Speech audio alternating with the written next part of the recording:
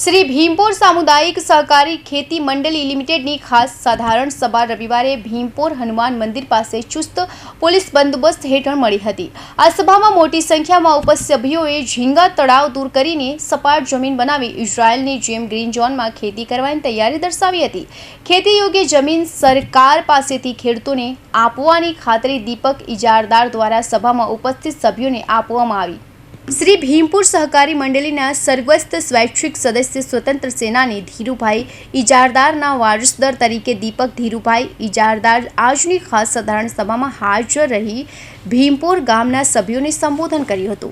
दीपक इजारदारे जणाव्युं हतुं कि 1964 में भीमपुर सामुदायिक सहकारी मंडली बनी हती।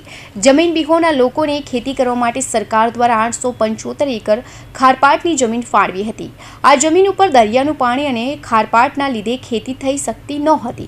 सरकार द्वारा जमीन फाळवણીનો मुख्य हेतुનો सिद्ध न थता सरकारे जमीन पाછી सरकार दस्तक लई लीधी। त्यारबाद मंडळीना सभ्य અને આગેવાનો દ્વારા જમીન મેળવવાની કોર્ટ કાર્યવાહી ચાલુ કરવામાં આવી। આજની ખાસ સભામાં મોટાભાગના ખેડૂતોએ દીપક ઇજારદારને સમર્થન આપી ઝીંગા તળાવ પૂરી દઈ સપાટ જમીન પર ઇઝરાયલની જેમ ગ્રીન ડોમમાં ખેતી કરવાની તૈયારી દર્શાવી છે। 28 કુટુંબો છે। 528 સભ્યો એટલે એટલા કુટુંબો તે બધા દેવાદાર છે। ઝીંગાના તળાવમાં 2 વખત એ લોકો ઝીંગા તળાવમાં 2 વખત ફેલી ગયા। આ પેલા નરેન્દ્રભાઈના તળાવમાં વાયરસ નહીં લાગે ને આ ગામવાળામાં લાગે, કારણ કે આ 2 પરિવાર જે છે પીઠાવાળા પરિવાર ને આ પટેલ પીએન પટેલ પરિવાર એ લોકોને બીજા કોઈ એ લોકોથી ઉપર આવે કરોડપતિ બને આર્થિક રીતે સદ્ધર થાય એ ગમતું જ નથી। બધા એમના દબાયેલા હોય તો હું બોલાવીશ ને હવે વકીલોની સલાહ પ્રમાણે કરવાનું।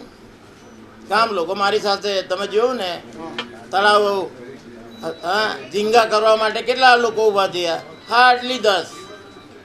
દીપક ઇજારદારને જાણવા મળ્યું હતું કે કેટલાક આગેવાનો ઉદ્યોગપતિઓ સાથે મળીને આ જમીન મૂળ ખેડૂતો પાસેથી સસ્તા ભાવે મેળવી મોટો સોદો કરવા જઈ રહ્યા છે। ગરીબ અને અભણ ખેડૂતોના ઝીંગા તળાવમાં વાયરસ આવવાથી તેઓ દેવાદાર બની ગયા અને સસ્તા ભાવે જમીન વેચવા તૈયાર થઈ ગયા। દીપક ઇજારદાર દ્વારા ગામના ગરીબ અને અભણ ખેડૂતોના જનહિતમાં નિઃશુલ્ક સહયોગ કરવા અને કોર્ટ કાર્યવાહીની તૈયારી દર્શાવી હતી। 875 એકર જમીન 528 સભ્યોના પરિવારોને પરત આપવાની ઉદ્દેશ્ય સાથે દીપક ઇજારદાર કોર્ટ અને સુપ્રીમ કોર્ટમાં જવાની તૈયારી દર્શાવી છે।